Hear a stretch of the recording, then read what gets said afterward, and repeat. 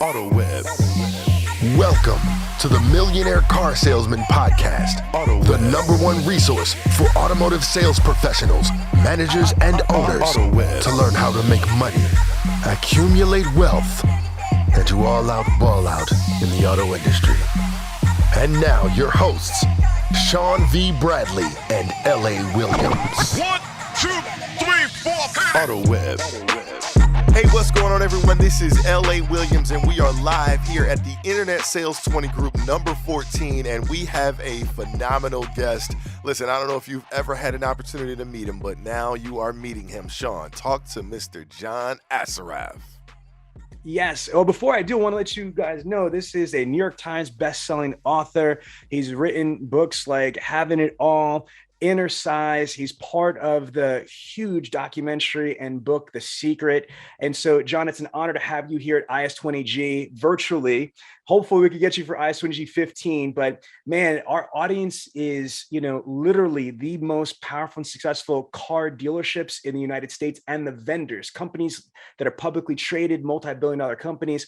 And being in the industry for 23 years, one of the challenges that I see is complacency with mediocrity, meaning that most people don't do what I feel that they're capable of. Let me give you an example.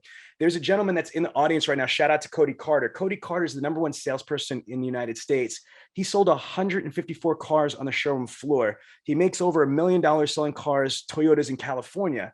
Now, the reality is the average salesperson sells less than 10 cars. So that's a big difference, 154 cars to 10. So I don't believe that salespeople and managers are focusing their people on how they could really treat car sales like their own business. And I figured, let me ask the global Leviathan right here, the author of Having It All, what advice do you have for owners, managers, and automotive professionals on how they could have it all in car sales? I love it. And hi, everyone.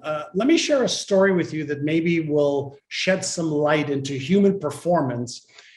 Many years ago, when I was the founder and CEO of Remax of Indiana, I was building my real estate company, and I built it from startup to 85 offices, 1,200 salespeople. We were doing $4.5 billion a year in sales. However, in 1992, once we hit our first $1 billion a year in sales, I realized that no matter how much training I did, no matter how many books I gave my agents, no matter how many plans we set, no matter how many skill building sessions we did on handling objections and really going out there and prospecting and treating people right, we knew exactly how much each agent would make this year based on what they made last year and the year before. And I knew that I had a lot of smart, hungry people that had a vision and goal for their lives that wanted to do well. But regardless of the training, they were stuck. And that led me to understanding what causes us humans to be stuck. And the answer is this. Our brain, which is part of what I've been studying for 41 years as a behavioral neuroscience researcher, our brain develops financial set points. Our brain causes us to do the same things over and over and over again, regardless of how much information we get. So what I did back in 1992 is I took 75 of my agents, and over the course of 6 months, I helped them retrain their brains so that they could actually see themselves doubling, tripling, quintupling their incomes. And we focused on things that many people are aware of, things like visualization and mindfulness and doing some Innercises, which is what I call them today, to retrain their brain to have a different financial set point. And over a 6-month period of time, those 75 agents increased our sales by $100 million. So naturally, what I did is I started to teach all of my other agents how to reestablish a new self-image, how to upgrade their identity, how to upgrade their belief system, how to change their habits to match earning 3, 4, 5 times more income. And between 1992 to 1995, my company went from 1.2 billion a year in sales to 4.5 billion a year in sales. Not by teaching them what to say, how to say it, not by teaching them any time management skills, We worked on their inner game of beliefs, habits, emotional control, and self-image. So they already saw themselves achieving more than the behavior followed. So I like to use examples. So just like, there's a formula for solving the 2x2 Rubik's Cube, and there's a formula for solving the 3x3 or 4x4 or 5x5 or the big granddaddy multifaceted Rubik's Cube. The way to get a salesperson or a manager or an executive to that next level starts with the inner game of them seeing themselves at that level first, and then everything else follows. I'm blown away by this. So I didn't realize when we just did the radio interview that you accomplished all that in there. And this was like an unexpected awesomeness. LA, what are your thoughts on this? What is your follow-up question to John? I don't have a follow-up question, man, but I just can't wait to spend more time with you and really just experience what you're talking about, because like you said, it's mind-blowing. Like, because people talk about all that stuff. Oh, I can help people do A, B, C, D, E, right? But you have done it, right? It's already been done. There's proof of concept here. And so I love what you're saying. And if all of us could realize and learn how to work on that inner game, I heard you say visualizing, right? If we could see ourselves almost like a movie, right? If you just see yourself already in possession, already living the life that we want to live, then man, I'm telling you, that looks huge. I appreciate what you're sharing.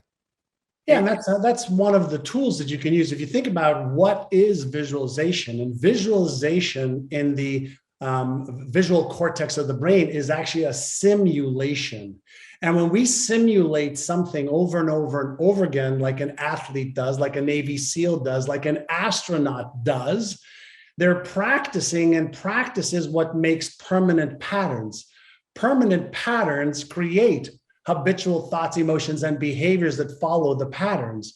And so when I developed my process of Innercise and wrote my #1 Amazon best-selling book called Innercise, it was around taking the best information on neuroscience and the brain and giving people tools to use to retrain their own brains. And so if it's true that mindset is what separates the best from the rest, mindset is what separates the best from the rest, then the question becomes, for each one of us and every manager, and every business owner, what are you doing to upgrade, to augment your team, your employees' mindset? What are you doing? What are you doing that is measurable, that will yield 10x the investment? And most people go, well, we're doing some training. I said, I understand, but that's giving them more knowledge, information. What are you doing to level up their mindset, the neural patterns that actually formulate their beliefs and habits and paradigms of reality? So now we're going deeper than the surface of this stuff. And so that's the stuff I love having fun with. And for my audience here, I'm going to have some of John's books here that I'm going to be giving away. And actually, I'm the virtual Sean right now. The real Sean that's in the audience right now will be handing out probably right now as I'm talking some of these books as gifts. And so, John, thank you so much for taking some time to bless our stage and our audience with your experience and knowledge. I appreciate you, sir. Thank you so much. I like that, the virtual Sean. Yes, sir. Okay, good. Ladies and gentlemen, this is the Millionaire Car Salesman Podcast. And man, Sean, was that not a good time kind of hanging out with John Assaraf like that? Yeah, it's not only a good time, it's Tony the Tiger great. You know what I mean? Like, for me, LA, you've heard me kick it that the secret is one of my secrets to my success. The whole Laws of Attraction, this book, this documentary put together by Rhonda Byrne, John Assaraf was a major part of that. You got to realize there's close to 1 billion views across all different formats, for people that have across the world have been consumed with The Secret. So for us, it's like, you know how we train in Brazilian Jiu-Jitsu and it's like Gracie Brazilian Jiu-Jitsu, and to be able to learn Gracie Jiu-Jitsu from freaking Daniel Gracie or Helsing Gracie or Enzo Gracie, it's unreal. You're learning Gracie Jiu-Jitsu right from the source. We're learning about the laws of attraction manifestation from one of the world's top practitioners. Hell yeah, I'm excited. Exactly, man. And then just, how he tells stories, I absolutely love it. The way he speaks, he has one of the things I talk about when we listen to the gentleman, Eric Gale, I talk about how he glides through conversation. And that is something that John Assaraf has down pack. I mean, it's a pleasure just to hear him speak. I don't even care what words he's using. Like, it's just, so He does have a has good cadence, right? yeah, phenomenal. I love it. So yeah, and he's learned, I mean, so much from so many different people. I know he's got a lot of teachers and things like that. But I mean, for all of the books that he's written, I mean, there's so much. Yeah, I grabbed the book Innercise because I actually connected with John Assaraf, not like in person, but this is maybe years and years ago, Sean, when he was doing what they call brainathons, and so he was doing this 24-hour, the internet was kind of just. I remember because it really wasn't a lot of bandwidth, right? And so it was just like he was just going through and he had these different guests and things like that. It was kind of like almost the 10X Growth Con before 10X Growth Con. You know what I'm saying? It was the Internet Sales 20 group. We were kind of still in the early stages of it. So yeah, man, phenomenal stuff. Yeah, and Ellie, you just talking about teachers, man. Talking about teachers, we got to talk about Mr. Bob Proctor, because Bob was one of the juggernauts, in the whole laws of attraction philosophy for like 40 years. I mean, like, he was a big pillar of The Secret and the documentary The Secret, and his whole background. So what you know about Bob Proctor, Mr. L.A.? Listen, man, I listen to Bob Proctor every night for probably years back when I was literally in the hood. You know what I'm saying? He would say, "I am so happy and grateful now that you know what I'm saying?" I'm like, I would be all over that, right? When he talks about, having multiple streams of income, flowing from multiple sources. And, just it's the way that he would like pour that into me. I would just listen to it over and over and over. On YouTube, there's like these little 8-hour things of him just saying it over and over and over. And I can't pretend as if that wouldn't be a big part of, who I am today. It's huge. You know what I loved from the movie The Secret from Rhonda Byrne? He has a part in there when he talks about electricity. He's like, listen, we don't even know what electricity is. What is electricity? Most of us don't even know what it is, but we know this: electricity can cook your meal and electricity can cook the man. You know what I mean? Like, and do you remember that line? Yeah, absolutely. Yeah, he was a beast. Do you know where he got influence from? From my research, from my understanding, is that he was exposed to Napoleon Hill in that book, Think and Grow Rich. Think and Grow Rich. Say again? Yeah, Think and Grow Rich. He's talking about he read it once a year, every year. Every year. It's so amazing how that there's a lot of common denominators, a lot of patterns that cross over each other, with the Napoleon Hill book. But, once Bob Proctor was, I don't know, exposed or made aware of the concept of Think and Grow Rich and the laws of attraction, he made it his life's work. And I got to tell you, I, was following Bob for years and years, not just because of The Secret, but, because of all that he's accomplished. But I'm going to tell you, one of my biggest highlights, LA, was getting to meet Bob Proctor on Clubhouse. And being able to just pick his brain. And what's really sad is that, Bob just passed away the other day. So RIP Bob Proctor. Yes. But I was literally LA working on I was in contact with his assistant and one of his executives at the, Proctor Gallagher, Center to be able to book him for our radio show. So unfortunately, we weren't able to connect for the show, but we did have some incredible insight. Can you share some of the things that you thought were really, special and powerful from Bob? Yeah, I mean, I've listened to so much of him. I mean, again, it was the same type of situation with you, Sean. You actually got a chance to talk to him. I never had a direct conversation with him, but I wanted to, and I was like, man, I want to meet him one day. That was like one of those type of things. And he actually tells a story about, him having that same inspiration about Earl Nightingale. It's crazy. You talk about, how he studies. I mean, because how Bob studies is totally different than what you would kind of expect from a regular individual. I promise you. And he said he learned that from talking to Earl Nightingale. You remember Earl Nightingale from The Strangest Secret and all that good stuff, right?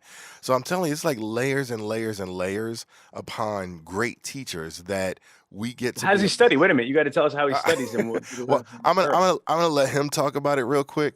But I'm just saying, there's layers and layers and layers of teachers that we get to be a part of, and that's why we want to bring it to all of our audience. So let's, for a second, take a second to listen to Bob Proctor and him talking about how he studies. I'm continually asked, Bob, how do you study? Because I teach some pretty valuable information, and I've been teaching it for a long, long time. I started off studying Think and Grow Rich. And I started to listen to recordings by Earl Nightingale in Chicago. And one day, we were in a sales meeting. We were listening to Earl Nightingale's recordings, and I said, gosh, I'd love to meet that guy. And one of the salespeople said, no, you wouldn't. No, you don't. He said, if you wanted to meet him, you'd go and meet him. And I thought, damn, he's right. Now, I was living in Toronto. Earl Nightingale was in Chicago. They're an hour earlier. They're on Central Time. We're on Eastern. So at any rate, I went to the phone. It was very early in the morning. And somebody answered the phone at the Nightingale Conant Corporation. And they said, I asked if I could speak to Earl Nightingale. They said, well, I'm sorry, Earl's not in yet. But I'm sure that he'd be happy to speak to you when he comes in if you want to leave your number. So I left my number. And then I got busy doing whatever I was doing, and I forgot I'd called him. And then a little while later, somebody said, hey, Bob, you're on the phone. And I picked up the phone, and he said, hello, this is Earl Nightingale. Well, I almost dropped the phone. Wow. All of his recordings, he starts by, hello, this is Earl Nightingale. I spent an hour with him. I got an appointment. I went to Chicago and I visited him. He was at 333 North Michigan. I'll never forget this. I got in his office. I was very nervous at first, and then I calmed down and I started to make headway. And I asked him all kinds of questions. He had a thing sitting on his table or on his desk, like this. This is it. And look. And I asked him, I said, Earl, what is that? He said, it's a book holder. And I said, well, what does it do? He said, it holds the book open at the pages I'm studying. And I said, well, Strange. You'd have to move those clamps that are holding it every time you want to turn the page. He said, I don't want to turn the page. I said, what do you mean? He said, I keep reading the same page until I see myself doing it. Ooh. Now let me read to you what I've been reading for a long, long time. This is around the time they're talking about the Wright Brothers getting a plane in the air. The lesson to be learned from the practical aviation of the present day is that of the triumph of principle over precedent, of the working out of an idea to its logical conclusions in spite of the accumulated testimony of all past experience to the contrary. Now you'd say, well, what's he saying? Well, he's saying that the Wright brothers just kept believing they'd get the plane in the air. And everybody said it couldn't be done. People proved it couldn't be done. The American government had spent millions of dollars trying to get the plane in the air. They kept working with the same idea. And in 1903, they got the plane in the air. And you look at it today, it's pretty fantastic things that are happening. Well, you see, when I'm working at things, there's a ceiling, and I think, well, I don't think we can do more than that. Right. Reading this would cause me to think that there is no ceiling. Yeah. It doesn't matter how many times I've tried and failed, you try again. And so by reading this over and over and over again, through repetition, I'm fixing this idea in my mind. Now, if you've got a good book get a book holder, and then get a book and get the lesson that you want open on the page. Now, I've been doing this since, well, it was around 1966.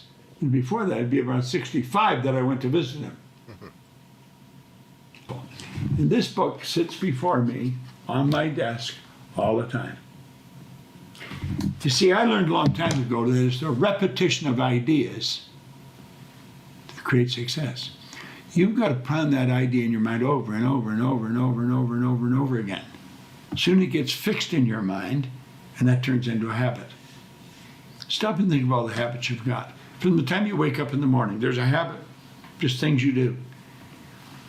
Well, get into the habit of studying a real good book and take a lesson. There's all kinds of lessons in a good book.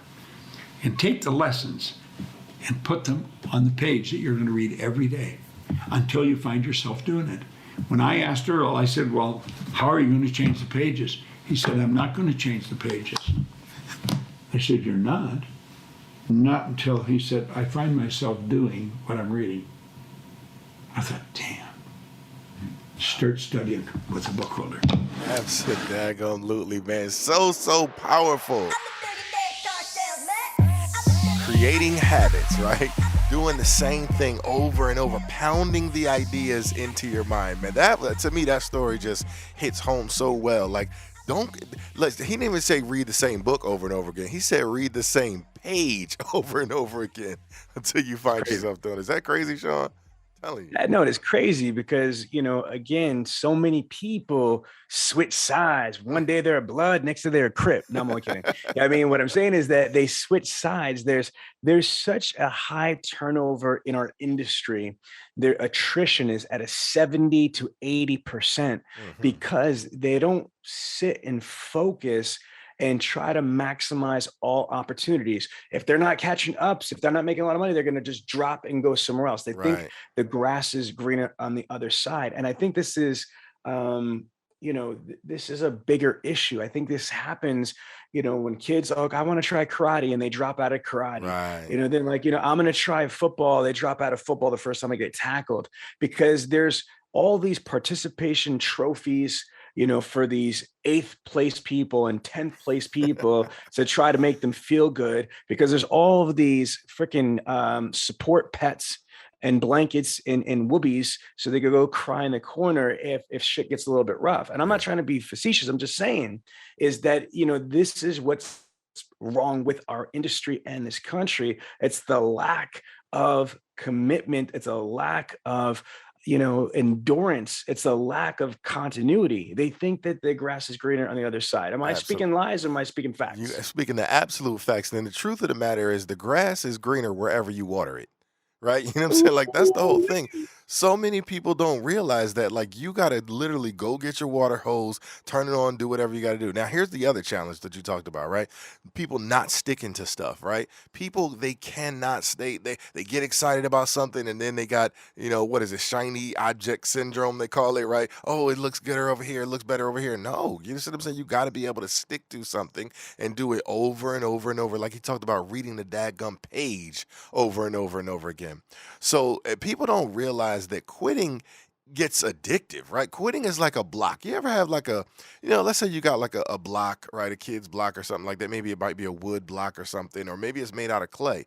And every time you quit, you're rolling that block over, right? So you roll the block over, we quit once. Roll the block over, you quit again, roll it over. Eventually those sides start to get, nubbed down, and it ends up turning to a wheel, and you just rolling all over. You can't stick to nothing, right? Because you can't stay on one side because your sides are nubbed, rolled all the way down to nubs. And so now, this quitting block just keeps on flipping and flipping and flipping and flipping. And that's all you do for the rest of your life is quit. It's crazy. And here's what the ironic part about it is that there's so many people in this industry, especially with social media, that are accessible for their stories. I'm going to shout some people out. If you look at Cody Carter, like literally one of the absolute top salespeople in the entire United States, shout out to Cody Carter, and, Sell Like Cody. This man stayed at his organization and built from 0 cars to 154 cars on the showroom floor. I mean, in 1 month. Yeah. And he Then talked you about have how he like, didn't think he could do it, right? Do you remember this? Him yeah, telling the story. He said he came from Arizona. He was only selling 19 cars a month, nothing really major. So when he got there, he didn't think he was going to be selling all this many cars, but he figured out a game plan. and he stuck with it. Let's look at Ali Retta. Shout out to Ali. I mean, this man broke the Guinness Book of World Records for selling cars. He's the one that put Joe Girard to sleep. Yeah, I mean, literally. Yeah, I mean, and shout out to Ali Retta. But Ali has stayed at that organization, which is Les Stanford, like Chevy Cadillac for, what is it, 20 plus years now? Yeah, 20 something years. This guy, but Ali Retta makes over $100,000 a month. You know how many people in our industry would love to make $100,000 in a year? This dude makes $100K a month plus selling Chevys and Cadillacs in Michigan. I mean, but he's consistent. He stays at the same dealership. He's building roots with the community. At the end of the day, you got to remember, folks, car sales is very, very simple. It's a relationship business. If you get somebody to like you, trust you, and believe you, they're going to buy from you if they're in the market. So follow me on this. This is simple. All the great people that I've seen in the automotive industry, male, female, Hispanic, white, whatever, minorities, majorities, it's all simple. If you build roots in your community, if you are active in supporting people in the community, people that need help, you help them, whether it's emotional help, it's financial help, it's strategic help, it is, awareness help, whatever. If you get people to like you, trust you, and believe you, they're going to buy from you. And so it makes no sense to kind of like be wishy-washy and start and go and leave and go somewhere else. Correct, LA? Absolutely. Because it's like, what are you known for? Right? What do you ever put enough time in to be known for? If people don't know you for anything, it's just like, hey, I don't know this guy, right? You can't stand on your own 2 feet. And so, I love what you're saying. And on top of that, do it on a screen, right? Do it on video so that people can really get to know who you are. Because you talk about, video all the time, Sean. You talk about how it's sight, sound, motion, and emotion. People really start to connect with you when you're on video telling them these things. I love what you said, giving them social help and like helping them with certain key things. I mean, people need assistance with stuff. Man, listen, if you could daggone build a house, right? John, go on YouTube, right? Like that lady that with the kids, Sean, build a daggone house from scratch, right? What if she could learn that on YouTube? Don't you think she's thankful for the person who taught her that or the people who taught her that? So listen, if you could tell somebody how to hook up their Bluetooth, all right? If you could show somebody how to, what they should be watching, looking for when they're buying a car, right? How to do it. That's, what Kelly Saunders does. That's what, Chrissy Burton really does. These are the reasons why these ladies really kill it in the automotive industry. Yeah, I want to build on this and I want to pivot if it's okay with you, master, blind master. Check this out. I want to go back to Bob Proctor and John Assaraf, okay, and the whole concept of the secret. It's about mindset. Again, Covey talks about it from, Franklin Covey, Dr. Stephen Covey, the 7 Habits of Highly Effective People, that things have to be created twice. First mentally and then physically. What that means is what you can visualize, you will have a higher probability of it materializing. So here's the new stuff I want to inject to today's episode, and I want to get LA's feedback on this. One of the things about the secret is not just thinking and growing rich, like I'm going to be successful, I'm going to sell a lot of cars. See, it's not just saying empty words, it's the feeling, okay? And I want to talk about this for a minute. If you feel like you're not going to be successful, if you feel like you're not going to get up, if you feel like everybody wants a vehicle that you don't have in stock, if you feel this way, that's going to be your reality. Even if you don't want to feel that way, I'm going to repeat that, even if you don't want to feel that way, but you're constantly thinking about it, and think about what that does to you physically. Whenever there's fear, because you can't pay your bills, you get worried, right? You might start to, perspire. You might start getting anxious. You might, start feeling, some kind of way physically. These are negative, actual physical vibes going through your body. It's not conducive to success. If you're stressed out, if you're worried, if you're fearful, or if you're angry, for whatever reason, you're angry at these customers, you're angry at your manager, you're angry at the manufacturer, whatever it is, it's not going to be successful. One of the things that just talking to and listening to Bob Proctor and John, both of them, is you've got to feel good. And this is hard, LA, because sometimes, I got to tell you, I've been hungry and poor at different points when I was selling cars, and I remember needing my commission check, folks. Remember, this is not just somebody that's rich all the time. I came from, being broke. I came from starting with nothing, selling cars. And I had to suppress that. I had to turn around. And I always had the mentality that when I go to work, it's like I'm going on stage. Whatever BS, whatever drama, whatever shit that I've got, I gotta shut it off, and the show must go on, because your customers, your prospects can feel that negative energy. They could feel that desperation. If you're trying to too desperate, it's like you're thirsty. It's like going on a date with somebody, and you're on the date and you're like, yeah, I would love to make you breakfast in the morning. And you're just like, God damn, you're just thirsty. Calm the hell down. Some of you talk yourselves out of having breakfast with the next person because you're stupid. You don't know how to shut up and just enjoy the moment. And I'm not saying that's in this case here that you're stupid or you're some kind of way for not, being able to suppress that shit. But this is the advice portion, and I'm going to toss it to LA.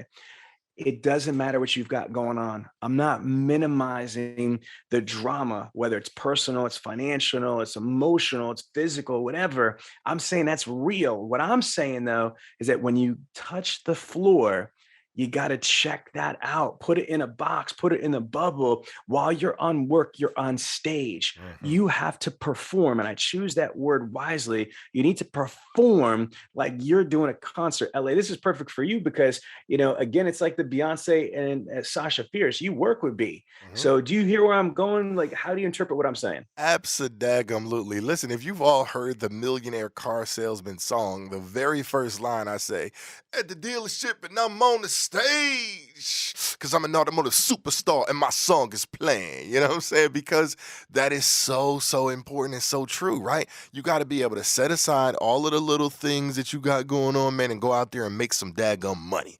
You know what I'm saying? And so, I say it all the time. Listen, right now, the time that we're recording this podcast, it's not the middle of the day. It's not the early morning. Listen, I've been working all daggum day. You know what I'm saying? You think I've just, the internal side of me feel like necessarily we're recording a podcast?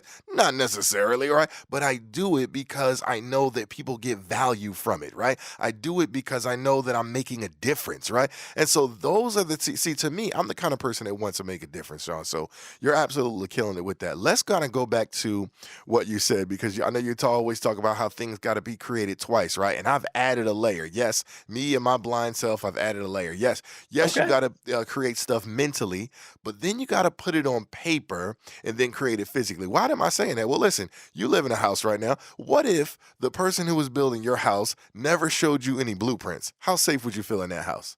Not safe at all. Oh no, but it's in my head. I'm thinking about it. You know what I'm saying? You'd be like, no, I'm not doing it, right? So that's exactly how the world works, right? You got to put stuff on paper and then you got to build. So as soon as you think of, when you go to the grocery store, right? And you got all the stuff in your mind that you want to buy. If you go in that grocery store, I promise you're going to come out with some stuff that you didn't necessarily want to come out with. But when you make a list, right, you're so much more efficient, right? You can get in and out of there in 5 minutes. And you got all the stuff you need. You didn't overspend or anything. Why? Because you put it on paper, right? And so we got to understand that there's power in that. I actually had a coach tell me one time, yeah, LA, you got to write your goals down, right? And I'm like, well, I'm blind. I'm trying. And so I put my hand up. I said, hey, can I record my goals? And he was like, no, you got to write your goals down. So he goes back to teaching the class. And I'm like, let me put my hand up again. Can I like type my goals? And he was like, no, like you got to write those goals down. Because listen, when you type goals, you are only firing on 800 different algorithms in your brain, right? But when you write it down physically and you get connected with it, you fire off on about 10,000. So you lose 92% of the effectiveness just by typing versus writing it down. And you got to get connected with it. Now, me personally, I actually get connected with Braille. So since then, I was trying to write it down and everything, it really working out for me. So I got connected. I got my little Braille device, and now I write down my goals every single day, now multiple times a day, because I understand the power of really it makes all the difference in the world. So I got that part. Now let's talk about what you talked about, thoughts and feelings, right? Sean and I both, if you guys were visually seeing us, we have a TF chain on, right? Doesn't stand for what I'm gonna say right now, but it's thoughts and feelings, right? And in between thoughts and feelings, it's beliefs, right? So this is how it goes. You think of something, and based on what you're thinking, right, your mind, you have beliefs about what you're thinking, right? And so now it's like Sean talked about, you believe that you can't pay your bills, right? You think, okay, I have low money, you think this, and then so you believe you can't pay your bills, and now you feel down, or you feel whatever the case may be. And then because you feel a certain way, now you act a certain way, right? Now, because you act a certain way, you get certain results. And that's like that whole see, do, get thing you keep talking about, right? You always talk about that, Sean. So we got to go back. The same person, I could think, okay, my money is low, but what do I believe about that? I believe that I can go out there and make some money, right? So I'm not bothered when the money is low, because I know that I am creative. I know that I have skills that I can go out there and turn into some money. So when my money's low, right, I believe I can go make some money. I feel excited, right? And so I go get in the lab, or I go hop on a webinar and do a webinar and make a couple $1,000. And then, because of those actions, I get different results than you. But we had the same thought in the beginning. You understand what I'm saying? It's two totally different pathways. That's what we got to learn how to crack the code of. So, damn, LA, that's what I'm talking about. This is what I'm talking about. You know what?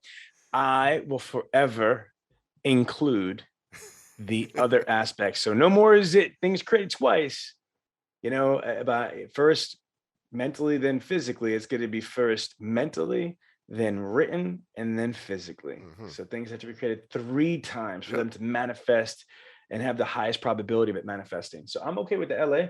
All right, good. So we're on the same page. So let's bring this all back. This started off when we're talking to John and asking him about his thoughts about the automotive industry. And it just kind of spun into a quick little shout out and plug to Bob Proctor, RIP to Bob, and, the Proctor Gallagher Institute.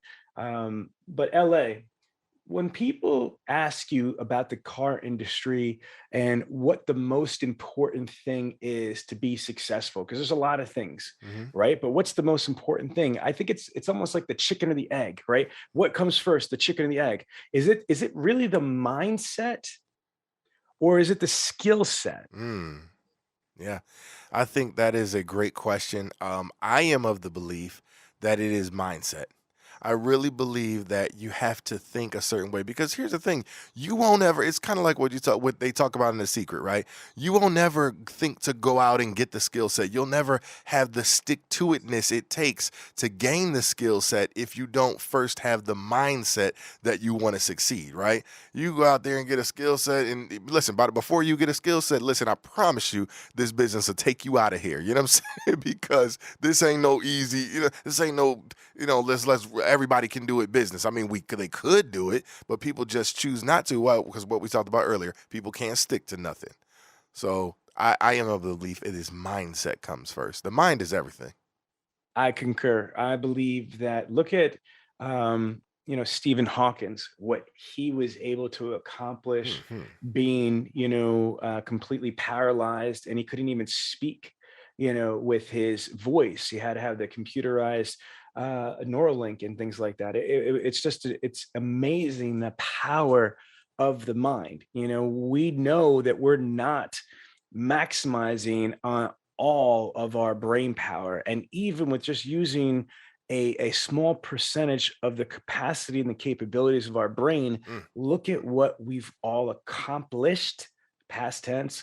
look at all that we accomplish now, present tense, and then look at what we will accomplish with Elon Musk and, Tesla and SpaceX and all the amazing things that are going on with these big companies like Apple and Amazon. Who the hell knows what we're going to be able to do? But I do think that you are correct, man. It's mindset. So the translation to you all in whether you're at the dealership front lines, in management or ownership, car sales is not rocket science. I remember that being said when I started 23 years ago. Car sales isn't rocket science. But then when you think about it, I'm like, my dude, wait a minute, maybe you're confused, because we've got heat mapping, we've got video search engine optimization, we got behavioral marketing, we got geofencing, we've got digital retailing processes, we've got AI, artificial intelligence, data mining, equity mining.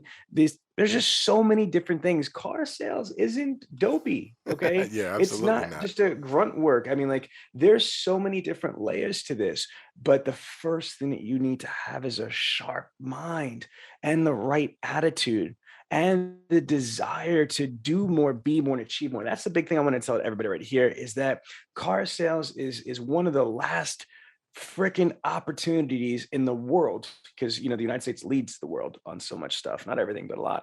And if we have the opportunity to make as much money as we could earn, how many careers can really say that and validate that? You know what I mean? Like, how many people could say, like, you could be all you can be here, you could be anything in here.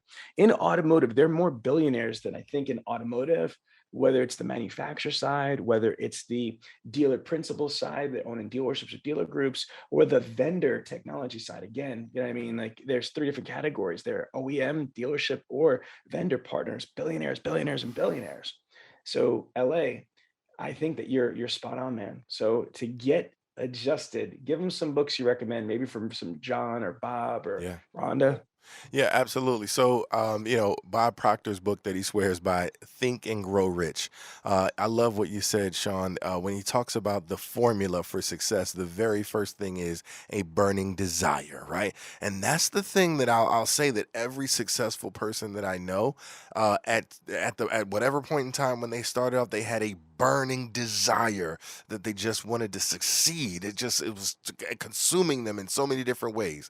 So that's absolutely one.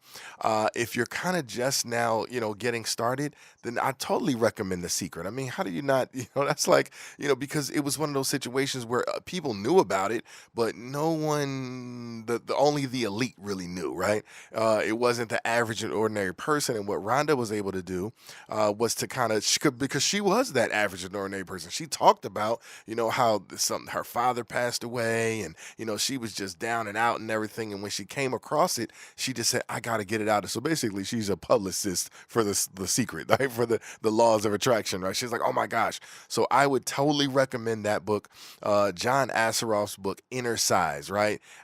He has a book called Have It All. I mean, these are books that will get you to the next level if you really want to get there, right? Again, don't think this just going to come simple to you. Even when it comes down to writing my goals, let me just kind of confess really quickly, Sean, right? When it comes to writing my goals, I told you about the excuses and stuff I was making, but I made a commitment that in 2022, I'm going to do this. I'm going to write down my goals and be healthy, such. And then, a couple days into it, you start killing those things. Oh, this is useless. Why would I be doing that? You see what I'm saying? Like, you got to just force your way through it, right? Now I have fun writing my goals, but then it was like, I'm writing them down in the morning, but then people say, write them down before you go to sleep, because now you can, it's like you get that space between consciousness, you're going to fall asleep. And I'm like, man, I got to write them down before I go to sleep. Oh my gosh, now it's too much time. And then I started asking myself, LA, is it really too much? Is it really too much? If you're going to accomplish your goals and dreams, right? Is writing your goals down 2, 3, 4 times a day too much? You see, because people say stuff like, oh, that's just too much. You just don't want it that bad. That's all to it, right? You just don't want it that bad. I'm going to tell you what I did, Sean. I'm actually in the process of working on, I always got some audio projects. So what I'm doing for myself, I should play it for you one day, maybe when I get done with it. But I've actually created an audio tour of my house. You know how you got your phenomenal house, your pool, and all that good stuff, right? Yeah. Well, I have a house in my mind, but I want to be able to kind of go to sleep to it. So I'm laying out the audio spectrum. I got my fountain in the front. I got, my mom's garden. She wants a garden named after her. I got Jeremiah's basketball court. I got a football court. I got a football field. I got some pools and hot tubs and all kind of cool stuff. I got a lobby in my house. I got a lobby, Sean. It's cool, right? So, but I have an audio soundscape for all of these things, and I'm going to physically walk you through I'm going to give myself a tour of my house every single night, and I promise you, it's going to manifest. That's it. Yo, I love it, man. I think this is it. I think we should stop right here because, we can just keep going and going. These people need to listen. Yes. Absorb. Do a little research on John Assaraf and Bob Proctor and The Secret and Rhonda Byrne and then, of course, Napoleon Hill, Think and Grow Rich. L.A.? Yep. Let's let them go. Last one I'm going to say is this. Go read Outwitting the Devil. That is like a whole nother book. I'm all over top of that.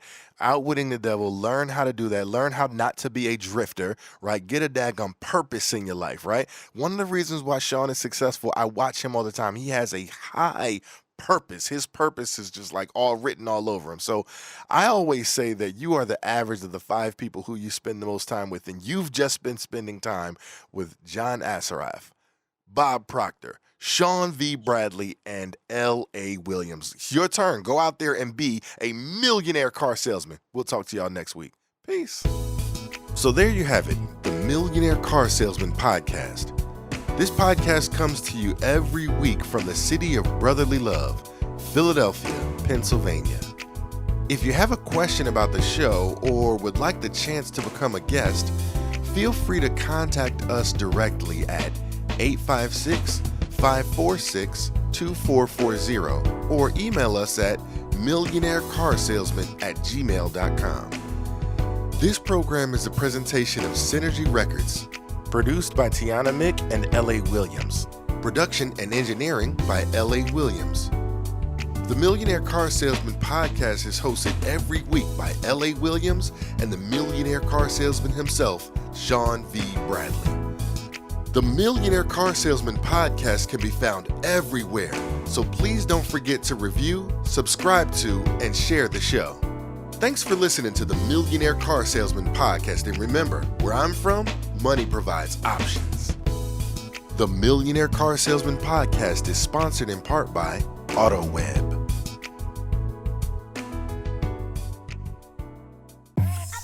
If you enjoyed this podcast, then make sure to give it a thumbs up, subscribe, and leave us a review. Let some other folks know about it. Oh, and don't forget to join the Millionaire Car Salesman group on Facebook.